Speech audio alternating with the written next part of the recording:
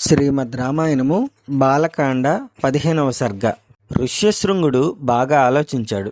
తరువాత దశరథునితో ఇలా అన్నాడు: మహారాజా, తమకు పుత్ర సంతానం కలగడం కోసం మీకు పుత్ర సంతానం కలిగించే ఒక యాగమును మీ చేత చేయిస్తాను. ఈ యాగమును వేదములో చెప్పబడిన అధ్వర శిరస్సు అనే మంత్రముల ఆధారంగా చేయిస్తాను అని పలికాడు. దశరథుడు సంతోషంగా ఒప్పుకున్నాడు. యాగం ఆరంభమైంది. వేద మంత్రములు చదువుతూ హోమం చేస్తున్నారు. ఆ యజ్ఞములో హవిర్భాగములు స్వీకరించుటకు దేవతలు అక్కడికి వచ్చారు. ఆ సమయంలో దేవతలందరూ బ్రహ్మదేవుని కలిసి ఆయనతో ఇలా అన్నారు: ఓ బ్రహ్మదేవ, భూలోకంలో రావణుడు అనే రాక్షసునికి మీరు ఎన్నో వరాలు ఇచ్చారు.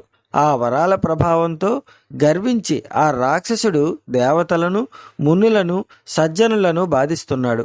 అతనిని కట్టడి చేయడం మా వల్ల కావడం లేదు. ఎందుకంటే మీరు అతనికి వరాలు ఇచ్చారు, వాటిని మేము గౌరవించాలి కదా.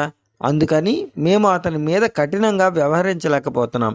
అతడు చేయు అకృత్యములను చూడకుండా పోతున్నాం. తమరి వరాల అండ చూచుకొని అతడు ముల్లోకాలను బాధిస్తున్నాడు. దిక్పాలకులను లెక్క చేయడం లేదు. ఇంద్రుని కూడా ధిక్కరిస్తున్నాడు. ఇంకా భూలోకవాసుల కష్టములకు అంతు లేదు. మునులను, బ్రాహ్మణులను బాధిస్తున్నాడు. వారిని యజ్ఞయాగములు చేయనివ్వడం లేదు. వారి మాటలకు ఎదురు చెప్పే సాహసం ఎవరికీ లేదు. ఇంకా సూర్యుడు అతని దగ్గర చల్లగా ఉంటాడు. వాయువు అతని వద్ద మెల్లగా వేస్తాడు. సముద్రుడు కూడా అతనిని చూడగానే అల్లను వెనక్కి లాక్కుంటాడు. శాంతంగా ఉంటాడు. ఆ రావణుని వలన భయపడని వారు లేరు. అందుకని అతనిని సంహరించి ముల్లోకములను రక్షించే ఉపాయం ఆలోచించండి అని ప్రార్థించారు. బ్రహ్మదేవుడు ఆలోచించాడు: దేవతలారా, వాడిని చంపడానికి ఒకే ఒక్క ఉపాయం ఉంది. నేను ఇచ్చిన వరప్రభావంతో వాడు నరుల చేతిలో తప్ప ఇంకెవరి చేతిలోనూ చావడు. అలాంటి ఇచ్చాను కాబట్టి రావణుడు మనుష్యుల చేతిలోనే చావాలి. అది తక్క మరొక ఉపాయం లేదు అని అన్నాడు బ్రహ్మదేవుడు. అమ్మయ్యా, రావణుడి చావుకు ఏదో ఒక కారణం దొరికింది అని సంతోషించారు దేవతలు. ఇంతలో విష్ణుమూర్తి అక్కడికి వచ్చాడు. దేవతలందరూ విష్ణువుకు నమస్కరించారు. ఆయనతో ఇలా అన్నారు: ఓ దేవదేవ, ముల్లోకములను కాపాడడానికి మిమ్మల్ని ఒక పని చేయమని కోరుతున్నాము.